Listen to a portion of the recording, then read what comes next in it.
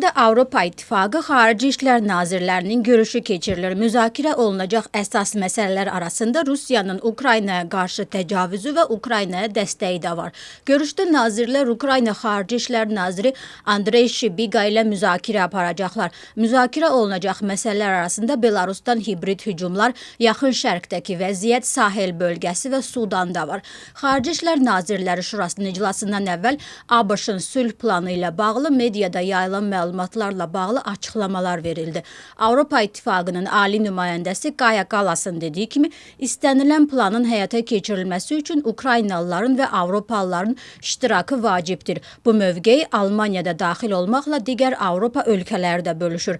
Macarıstanın mövqeyinə gəldikdə isə Ukraynadakı korrupsiya qalmaqalı nəzərə alınmaqla Budapeşt Ukraynaya maliyyə yardımının əleyhinədir. Görüşdən əvvəl Gürcüstanla bağlı bir neçə şərh də verildi.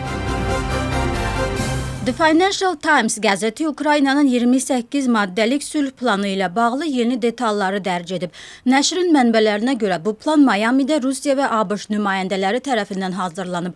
Financial Times qəzetinin mənbələrinə görə yeni plana Kiyevdən əhəmiyyətli güzəştlər daxildir. Mənbələrin bildirdiyinə görə sülh planı layihəsi Ukraynadan Donbasın qalan hissəsini, o cümlədən hazırda Kiyevin nəzarətində olan əraziləri təhvil verməyi, eləcə də silahlı qüvvələrin sayını və ABŞ-ın hərbi yardımını azaltmağı tələb edir.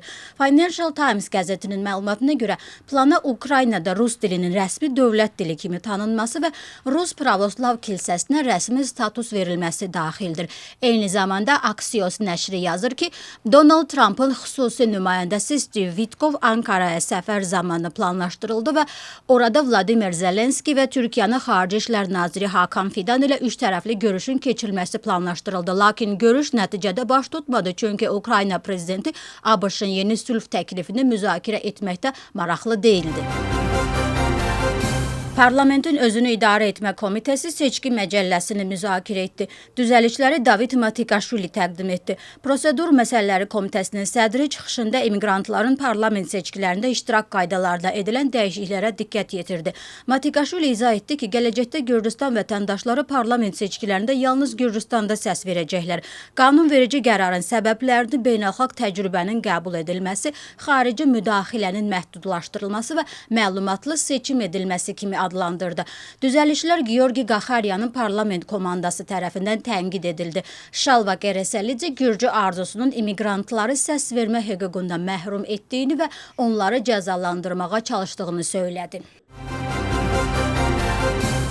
2025-ci ilin noyabrın 1-nədək icazə haqqını ödəməyən A və B kateqoriyalı taksi sahiblərinin cərimələri bir dəfəlik silinəcək. Tbilisi şəhər meriyasının 29 min davam edən işə dair təşəbbüsü Parlamentin İqtisadi Siyasət Komitəsi tərəfindən dəstəklənib. Məsələ üzrə məruzəçi Maya Bitadzenin sözlərinə görə F bir dəfəlik olacaq və inzibati cərimələrdən azad olma 8 milyon liraya qədər olan cərimələrə şamil ediləcək. Daxili İşlər Nazirliyi akustik silahların elektrik şoku və qaz aerozol cihazlarının dövriyyəsini tənzimləmək üçün qanunvericilik düzəlişləri hazırlayıb. Gürcüstanın silahlar haqqında qanununda dəyişikliklər edilməsi haqqında qanun layihəsi bugün İqtisadi Siyasət Komitəsində müzakirə edilib və dəstəklənib. Xəbərə görə akustik silahların Gürcüstana idxalı icazə tələb edəcək. Söhbət yalnız akustik patronların atılması üçün struktur olaraq hazırlanmış və teatr tamaşalarında, film nümayişlərində, televiziya nümayişlərində, paradlarda və idman tədbirlərində istifadə edilən akustik silahlardan gedir.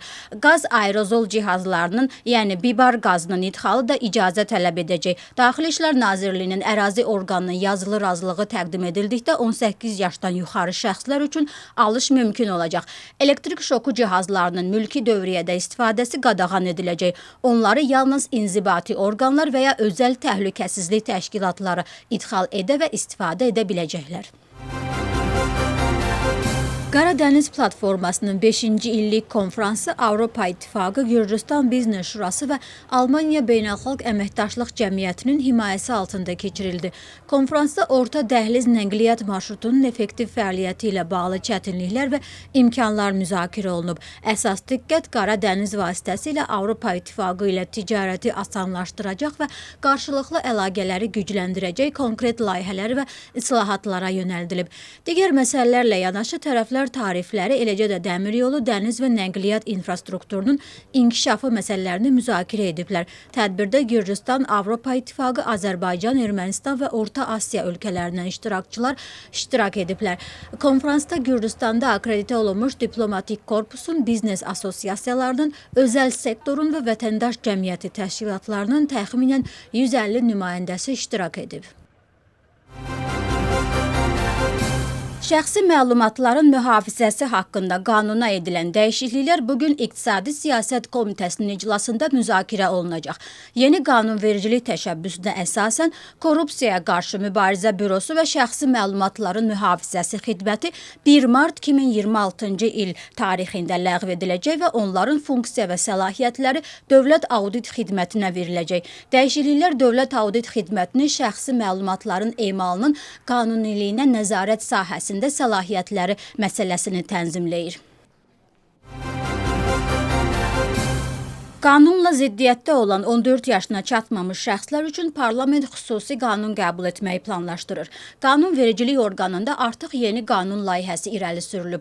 Qanun layihəsinə əsasən Ədliyyə Nazirliyi sistemində qanunla ziddiyyətdə olan yetkinlik yaşına çatmayanların reabilitasiyası və dəstəklənməsi prosesini əlaqələndirəcək. Qanunla ziddiyyətdə olan yetkinlik yaşına çatmayanlar üçün reabilitasiya və dəstək mərkəzi yaradılacaq. Daxili İşlər Nazirinin müavininin sözlərinə görə illərdir 14 yaşına çatmamış, yetkinlik yaşına çatmayanlar tərəfindən törədilən oğurluq və soyğunçuluq faktları mövcuddur. Lakin bu uşaqların qayğısı və reabilitasiyası üçün heç bir hüquqi mexanizm mövcud deyildi. Yeni model Almaniya modeli əsasında hazırlanıb. Daxili İşlər Nazirinin müavininin sözlərinə görə dövlətin əsas məqsədi yetkinlik yaşına çatmayanları cəzalandırmaq deyil, effektiv qayğı göstərməkdir. Daxili İşlər Nazirliyi Gürcüstanın dövlət məktəblərində daha bir layihəyə, polis əməkdaşının peşəsi layihəsinə start verir ki, bu da yeni kampaniyadır və məqsədi gəncləri polis işi ilə tanış etmək və yeniyetmələr arasında bu peşəyi təbliğ etməkdir. Daxili İşlər Naziri Geqageladze, Təhsil, Elm və Gənclər Naziri Givi Mikanadze ilə birlikdə Daxili İşlər Nazirliyinin Akademiyasında məktəb icmasına yeni kampaniya layihəsini təqdim etdi.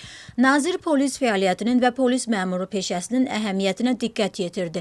Tədbir çərçivəsində nazirlər məktəblilərlə birlikdə akademiyanın ərazisində yeniyetmələr üçün xüsusi olaraq hazırlanmış Daxili İşlər Nazirliyinin müxtəlif bölmələrinin stendlərini ziyarət etdilər və simulyasiya tədbirlərində iştirak etdilər.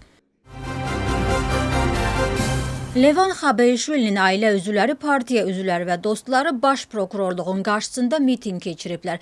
Əsas tələb siyasətçinin ailə üzvləri və az yaşlı uşaqları ilə ünsiyyət qura bilməsi üçün Vahid Milli Hərəkat Siyasi Şurasının həbsdə olan sədrinin görüşlərinə, yazışmalarına və telefon danışıqlarına qoyulan məhdudiyyətlərin aradan qaldırılması idi. Onlar həmçinin bu tələblə Nazirliyə bəyanat təqdim ediblər. Xatırladaq ki, Xabeyişvili Gürcüstan Cinayət Məcəlləsinin 339-cu maddəsinin 2-ci hissəsi ilə ittiham olunub ki, bu da qanunsuz hərəkət törətmək üçün vəzifəli şəxsə rüşvət və ya pul verməyi, vəd etməyi nəzərdə tutur. Bundan əlavə, siyasətçi həmçinin dövlət hakimiyyətini devirməyə açıq çağırışlar etməyi nəzərdə tutan 317-ci maddə ilə ittiham olunur.